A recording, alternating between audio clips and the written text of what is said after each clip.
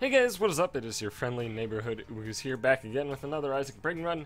This time we're starting with 2020 on the cellar. So we're gonna be facing the haunt, almost assuredly. Because that's how the cellar operates, is that every time you get the cellar, you get the haunt. So, there you go. It's a true fact. It's a well-documented truth of the way that the cellar actually operates, is the fact that haunt does in fact show up every cellar. So if you get 2 cellars in a row, you actually get haunt twice in a row. It's kind of a weird thing. I feel like they would have announced that it's a bug at some point, but maybe fixed it or something. It does seem kind of like a bug, right? So I'm being facetious, by the way.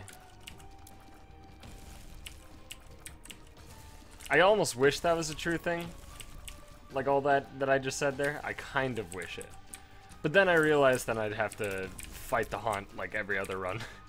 So yeah, no, I'm cool with it not being a real thing. Also, fuck this room. Of all of the rooms to get Super Envy, all the room layouts that you can get Super Envy in, this might be the worst. At least on the first floor, of course.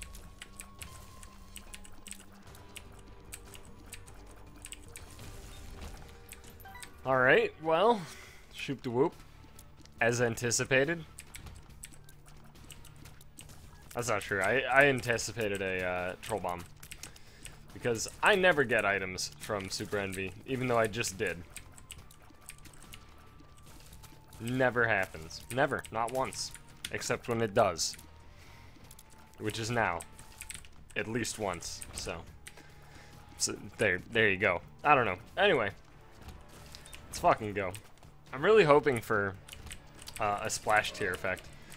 I mean, obviously I want like splash tiers a lot because they're really cool. But 2020 with splash tiers is just so enjoyable. Because you get so many tiers on the screen. In fact, so many that quite often, it mostly happens when you get to an incredibly high tier rate via soy milk or something. With splash tiers, whoops. Or you just have like Ludovico and splash tiers or something like that. Where there's so many tiers on screen that the game just deletes them eventually. Like it has a moment where it's just like, I can't do it, and then all tiers just vanish off the screen. Which I love. I find that so cool. Just because it's like, you know, it's the epitome of what the game doesn't want you to do, but allows you to do. And I love that sort of stuff in games.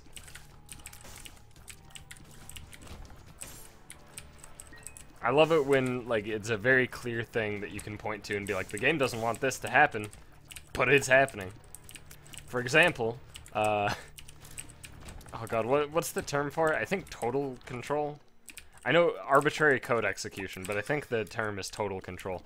Where in very specific games, all of which 2D so far, and like, you know, I'd say like NES to, I mean honestly, like through SNES, because Mario World is a great example of a game where you can perform total control. You can do arbitrary code execution. Another great example is Soten. I'm sure you can do it on older games, but I don't know of them. Basically, Mario World and Symphony of the Night are the 2 that I know about. But it's such a fucking weird thing, and I love it. And if you don't know what I'm referring to, basically, arbitrary code execution is when you get the game into such a fashion that it literally allows you to turn your inputs into code that it runs. Right? And what that allows you to do is literally just run your own code within the game, which allows you to do a few really unique things. This is really disappointing. one of the coolest things that you can do, of course, is in Symphony of the Night, for example, you can just end the game, so you win. Which, it's funny, it's a different speedrunning category, which makes perfect sense. And it's also really fucking hard, apparently. Well, it was when it was initially discovered. I think they have a lot of setups to improve consistency since then, but it's very, very silly shit. Generally, it involves the, like, duplicating of shit and moving shit in your menus in Symphony of the Night. Duplicating stuff is a well-documented bug in Symphony of the Night, and then one day, Sockfolder, the breaker of game, was just like, oh, hey, I figured out a way that I can use this combination of 11 glitches we know about to run my own code through the game's shop interface. So that's cool. And then he, you know, did it. Super Mario World's great, though. What you do is you essentially... God, what's the specifics to it? There's, like, a specific setup for it, where you get the game to a state where most of the time the game just straight crashes. Or at least that's how people understood it for so long, was it's just like, you can do all this stuff and the game crashes. But it turns out that in the, like, freeze, you can input. And, it reads the inputs, and you can do crazy shit. For example, if you haven't seen it already, I would highly recommend watching the TaskBot chunk of runs from every GDQ that the TaskBot's been at. But I think it was... Shit, which one was it? Was it AGDQ 2014? Is that the first time TaskBot was featured? Was it AGDQ? I think it was, right? It had to be. Yeah. I was at it. I think it was AGDQ 2014.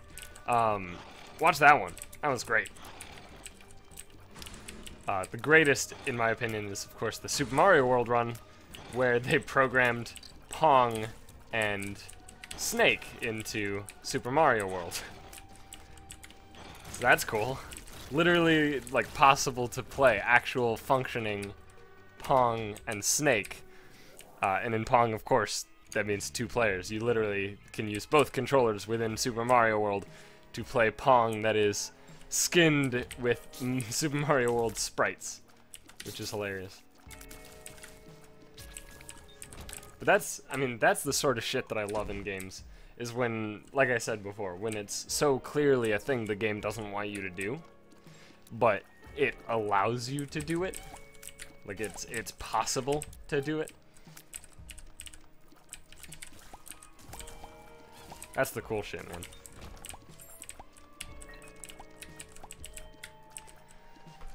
And I do really like when game companies kind of, not necessarily intentionally leave things in like that, but, you know, they're kind of intentionally not as thorough as maybe a Ubisoft would be, or an Activision would be. And it's not that those guys are really thorough, it's just that, like, they pay their QA testers a shitload of money. So it's a very I don't know. For example, let me actually bring up examples. Binding of Isaac, specifically games created by Edmund McMillan, he really, unless it's a completely game-breaking bug, he's okay with it existing. And even in some cases, game-breaking bugs are cool with him, you know? He's like, yeah, sure. And that's great. I love that. I mean, like, you know, there were a few things removed from Rebirth that were abusable mechanics based on glitches. I think. I can't remember any off the top of my head. There was at least one thing for sure that I remember hearing about and being like, oh, that's fucking butts. Oh, that's right. The seed glitch. Oh, let's talk about the seed glitch.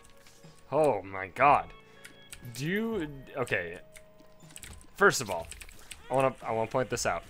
If we have to do lost stuff, in Afterbirth, I'm going to snap my computer in half, right? So, I'm not a very, you know, I don't get that upset at video games. I like to ham it up a little bit for you guys if I am getting perturbed. Sometimes I do get legitimately mad, but not generally. It's not like a uncontrollable anger sort of thing, you know? But it's, you know, it's, if I get perturbed, I'm gonna make that clear. But The Lost is one of the few things in this game that has made me sincerely pissed off. Like, to a point of actual anger, where I literally had to stop myself from playing the game more, in order to, you know, be fucking done with it. So, wanna know what I did? I used the seed glitch. The seed glitch is a wonderful thing. I used it to unlock The Lost as well, because after like 3 days of attempting to fucking commit to unlocking The Lost, which I'll be honest, I don't quite remember how the specifics. Isn't it just you die on a specific level with each of the characters or whatever? I don't remember the specifics. But I remember it took me fucking ages, and I decided to give up and use the seed glitch. And then while playing The Lost, similar things happened, and I used the seed glitch. And what the seed glitch was a way for you to essentially play a seed, but still get progress in the game as if you were not playing on a seed. So the main thing about seeded runs is that it doesn't count to unlocking in this game, right? You don't unlock anything by using seeds, you know, all that shit. However, the seed glitch, basically what you do, or what you did, and now I'll be honest, I'm actually, it's kind of hazy to me at this point, but you essentially, you'd start a seeded run, right? And then, shit, what did you do? You like started a seeded run and then left it and then went back in via continue and it like counted or something. Something like that. It involved starting a seeded run and then hitting the continue button was heavily involved. Anyway, it allowed you to, you know, get items that were hard to find or whatever. Just by copying a seed from the wiki, where it's like, the item is found in the first item room here. You copy the seed, you play it, and you get the item unlock, or the item uncover, I guess, if you didn't already. So, I mean, you could abuse that. I didn't abuse it for Meat Boy Bandage Girl. I got fairly lucky on them. Or did I? Wait. I got one of them. I think I got Bandage Girl via luck during an actual run, and then I got Meat Boy. In order to get Meat Boy, that's right, I had to do the monster manual breaking, which is still in the game and still works, even though everybody seems to think otherwise. It's very frustrating that, like, you know, in games like this, how you know, a patch hits, right? And, like, there aren't very specific patch notes, if any at all. And then people are like, oh, this is the patch. You know, like, hey, this is the thing that I noticed. And, like, in reality, it's just a weird perception they have, and it's not actually the change at all. For example, well, you can't get the achievements for Bandage Girl or Meat Boy with Monster Manual anymore. And people are like, oh shit, well that's oh damn. Alright, I guess I'll have to spend the time grinding runs then. It's like, how do you know this information? Where did it come from? And then everybody just, you know, eats it up. They just fucking continue preaching it as if it's true. It's like, it literally was just a dude on Reddit was like, oh yeah, it doesn't work anymore. And then everybody was like, ah shit, well, it doesn't work anymore. And then people have, you know, gotten it since then, and it's like, no, guys, it still works. Nothing has changed. It still works just fine. And people are like, oh shit, but this guy said it doesn't, so I guess it doesn't, right?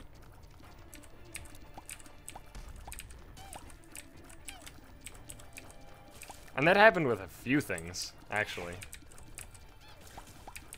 And also, holy shit, for some reason, Isaac is such a perfect candidate, I guess, for misinformation, you know? Every time new Isaac info comes to be, there's so many people either misanalyzing it, I guess, miss something it. They're making mistakes in their understanding of it, right? Like, the thing that they think is just not even close to the truth, but they just, you know, they say it as if it is the truth.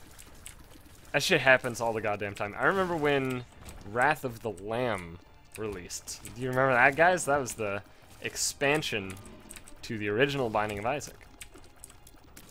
When that shit came out, the amount of misinformation was fucking bonkers. It was insane. And even when Rebirth came out, the misinformation was bonkers. Like, people knew how to unlock the Lost pretty much from day one, due to data mining. And people seem to disagree with that statement all the time, even though it's, like, objectively true and you can look up archives and shit. Anyway,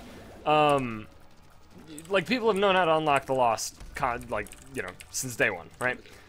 And for some reason, even though the information is irrefutably correct on how to unlock the Lost, people are still like, oh no, you gotta kill them, or you gotta have them die on the specific floors to specific things in the specific order.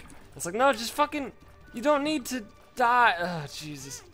Literally, when you die to Satan as Azazel, right? That part of the Lost unlock, I remember that part. People were like, oh, you have to die to the foot. You can't die to anything before that. And I'm like, I did it. Like, I literally did it by just dying to Satan. Obviously, it doesn't work if you die to the Fallen, but, like, you can die to his brimstone, you can die to his bullets, you can die to his contact damage, you can die to his anything. As long as it's not a bombfly or one of the Fallen, you're good. And people are like, no, no, no, it has to be specifically the foot in the third phase, so you need to hurt yourself in the previous phases, but not die yet. It's like, fucking just die. It literally doesn't matter. And then you have to say the wubba lubba dub dub while rubbing your tummy. And then, you know, the gods of Isaac will come down from heaven and then give you the Lost. Nah, just fucking die on the given floor. And then, like, there was another thing about, like, you couldn't, for was it Maggie had to, no, Maggie had to die to her own bomb. Was it Isaac who had to die the Mullaboom in basement? I think so, right? For that, it was like, oh, it doesn't work if it's a champion Mullaboom, or all this stuff, and it's like, ah, Jesus. And then, you know, there was, of course, so many people being like, for the whole thing, it's like, you know, like, you can see to every run but the final one when unlocking the Lost. But for some reason, that little tidbit of information, like, for some unknown reason, that tidbit of information somehow got misconstrued constantly for months.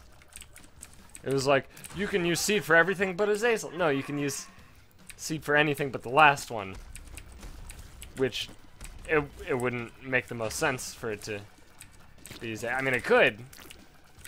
It could be alright to be Azazel because he is the most powerful character, but he also has to go the farthest, so it's kind of a risk-reward sort of thing. So, like, you know, most people were ordering their description, their recounting of how to unlock the Lost. They were doing it in the order of, like, shortest run to longest run, right? So it was Isaac, Maggie, Judas, I guess, right? Because yeah, it's just it's four guys, right? It's Isaac, then Maggie, then Judas, then Azazel, right? That's correct. I think that's right. And so, you know, they do it in that order because Isaac needs to die in the basement / cellar. Maggie needs to die in the caves. Judas needs to die in the depths, and Azazel needs to die in Sheol. Wait, does anybody have to die in the womb? No, right? No, that's correct. All right. And so, like, that's just the order people have written it down in. So for some reason, people are like, well, you have to do Isaac first, and then you have to do Maggie, and then Judas, and the Azazel. No, it doesn't matter. You can see it all but the Azazel. Well, if that's the order you're doing, then yeah, but it doesn't, you know.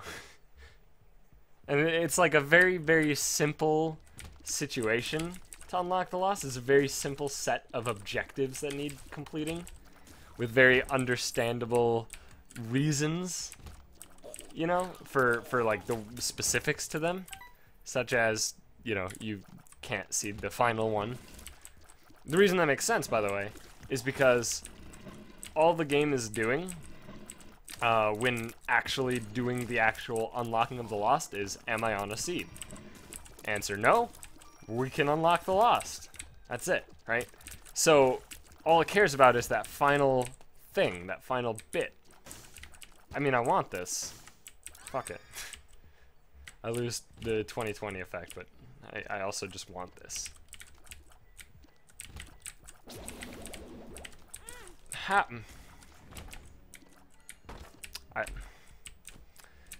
I just...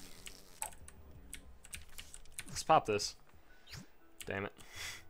I was really hoping it would be next to the shop, and now that I'm in a very awkward location in terms of my rerolls. Yeah, it's like this super simple set of criteria with no real potential for confusion aside from people in their own brain. It's like a game of telephone, right? That's what it ended up being. Like every link had like some suspicion or some like hint of misinformation fed to them, and then they preached it as truth. I fucking hate these enemies. They preach it as truth and like required and incredibly important, and then, you know, it continues on getting worse and worse every link of the chain.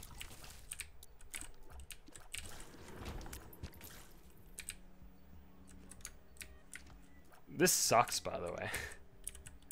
I'm not getting a deal with the angel. Alright, this is pretty good. I've already been hit on the floor, so I will be taking that spirit heart, but I'll be waiting until I'm about to enter the boss room, because it's irrelevant to take it before then. For example, I would have just lost half of it right here, which would have been quite bad. Same with that. Well, we have reasonable chance of not getting hit by Mom, or at least not taking red heart damage against Mom. Reasonably high, even, I'd say. I'm fairly confident in my ability to not get hit 5 times in the Mom fight. But at the end of the day, it is still me, so we'll see how that works out. This room layout is such a fucking sack of shit. The first, like, 80 times I've done this room, it's like, oh god, they're running at me! Run to the car! No! And then I'm trapped, and then I get hit. And then I get hit like 3 more times on the way out. And it sucks. Way worse than just getting hit 3 times normally, because the stupid Globins do a full heart of damage rather than a half heart, no matter what floor you're on. So there you go. How did that even work? I'm okay with it, I guess. Alright. Well, I guess, okay. Let's go to that chest room. How? Excuse me? Sure am glad I didn't pick up my spirit hearts. What the fuck was that shit? I legitimately believe that guy just passed through a wall and over a fucking pit. I'm like so certain of it, in fact. And that makes me incredibly upset that that's a thing that happened to me. Alright, well, we can reroll that. Ooh, that's real good. And I can reroll that, of course, because there are actually 2 batteries available. This one.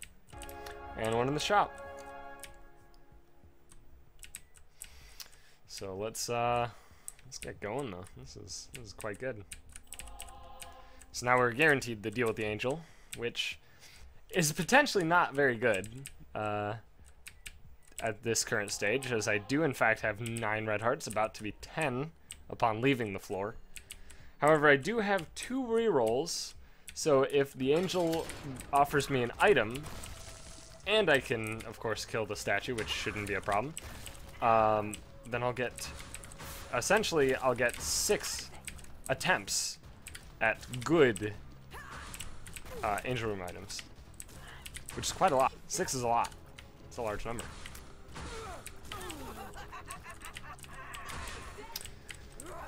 Alright. It's not a deal with the angel. This is very upsetting to me. Much less upsetting now. Much less upsetting now. This is incredible. Okay. Go, go.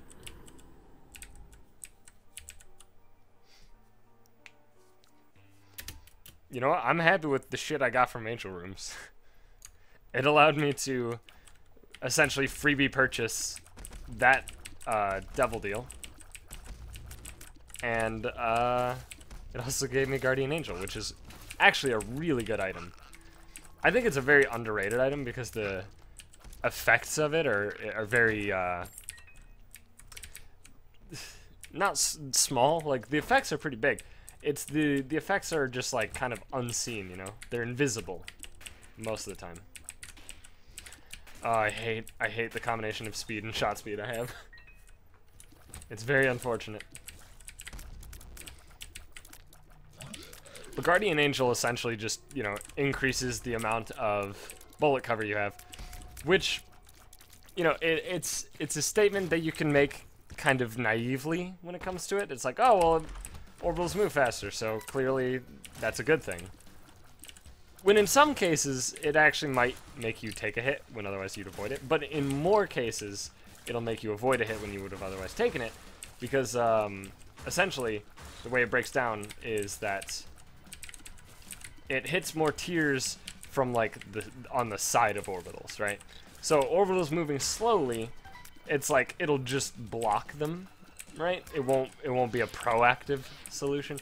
And again, Guardian Angel's not proactive. I'm not trying to make it seem like it is, but it's more proactive the faster they get because of like I said, so a tier will fly at a certain speed, right, towards you. And if your orbitals, let's say your orbitals moved so fast that they did a full 360 in 4 frames, right? That means they'll be at, you know, they'll be every frame back to back. They'll be at a different 90-degree angle, right? Let's say they're moving that fast. If they move that fast, right? The trick is, the reason that's so good is that as long as a tier isn't, well, okay, that's a bad example because I guess they aren't ever in the diagonals, but you know what I'm saying. Essentially, they smack tiers that are already within the orbital range. They fucking stuff them, right?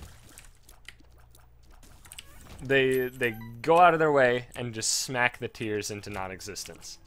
While normal speed orbitals can't really do that. They can, but it's a much less volatile stuff. Because they're very slow moving.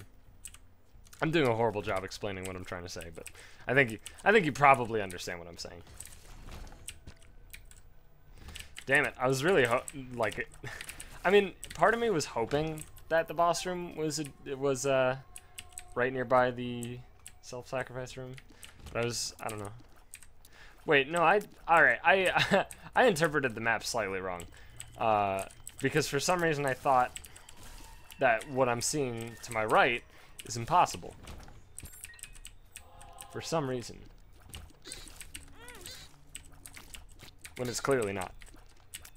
Oh god! Oh Jesus! I sneezed so hard that my left headphone went on my ear. Holy shit! I was trying not to sneeze into the mic, so I just whipped my head to the side. I think I have whiplash. Holy shit. Keyboard is acting up a little bit. It's not good. 3 keys. For Cursed Skull? Alright, no, I get it. I guess I'll just never open golden chests again then. Fuck you too.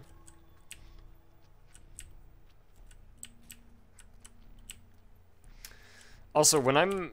It's so weird. Isaac is like a very specific game for me, where when I'm recording it, I have... Oh, good, great, awesome. I have a very specific kind of setup for how I have my headphones on, even. Because, yeah, with my headphones, most games, you know, I just play both headphones on, as you'd expect, as you'd anticipate to be normal, or as you'd expect to be normal. But with Isaac, for some reason, I find it so incredibly necessary. I really hate double falling, by the way.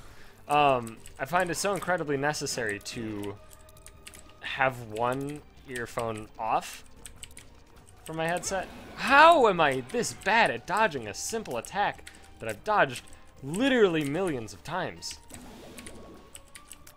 How are neither of you dead? What the fuck?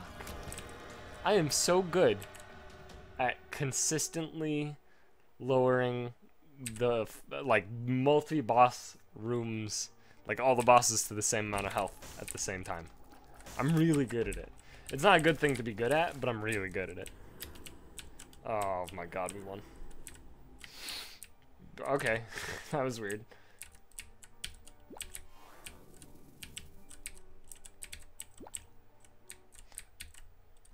Okay, I didn't want a spider. In fact, I wanted a spirit heart, but, you know, as long as it's not an evil spider that immediately hits me, I'm okay with it. It's not my favorite thing, but I'm okay with it. Hey, this is another spirit heart. Yeah, it is. Alright. Nice. This is really good, actually. Now, do I go in here? Yeah, fuck it. Sweet. Glad I did. Yeah, pentagram is great. Just a nice, another chunk of damage. And we have hive mind, so our flies that we're spawning are absurd. Just downright absurd.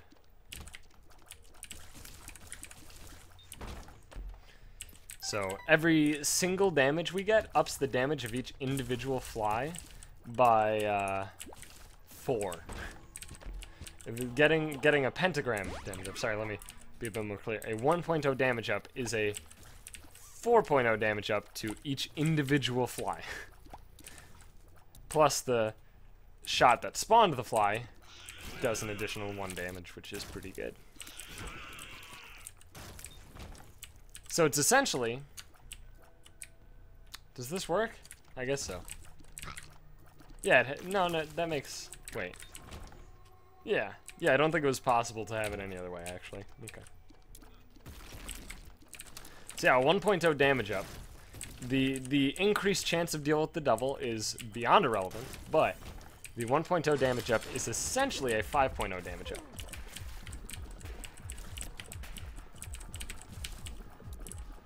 Which is pretty good. I feel like a 5.0 damage up, you know, better than a money capped money equals power. It could be okay. I mean, it's fine. You know, it's nothing too exciting, right? Also, Maggies Faith is a legitimately good trinket that everybody shits on because it's not curved horn or cancer. And I mean, you know, rightly so. If it's not curved horn or cancer, get the fuck out. But it is pretty good. Like, Maggies Faith is a legitimately good trinket. It definitely gets a lot of shit, when in reality it's quite good. Again, it's not Maggie's, or it's not curved horn or cancer, but it is good.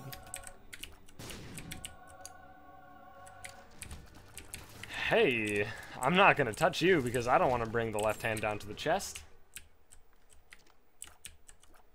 I'm gonna blow you up because I'm so confident I'm gonna get it money equals power. That I want more money because money equals power, so more money equals more power. It's just a clearly true fact.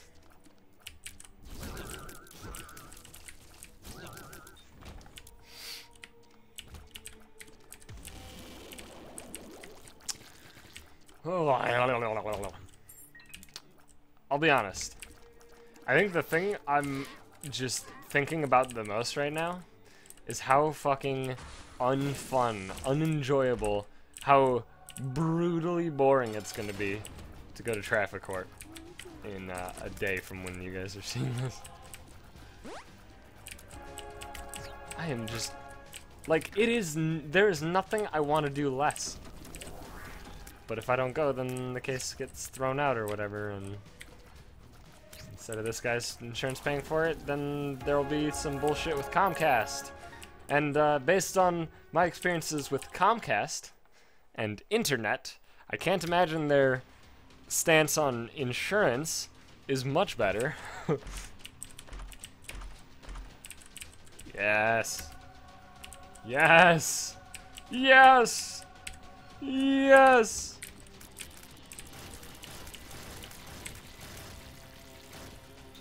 We did it. Somebody alert Reddit, because we fucking did it.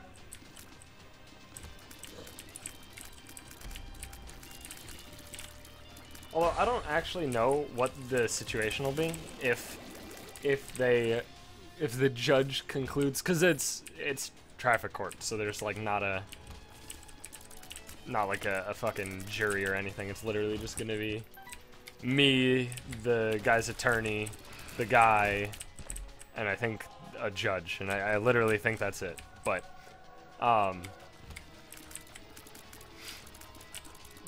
the thing is, right, like, if the judge concludes from the information that will be provided that it was not in fact the guy's fault for hitting me, which, if that's the conclusion, I'll be a bit peeved, but whatever.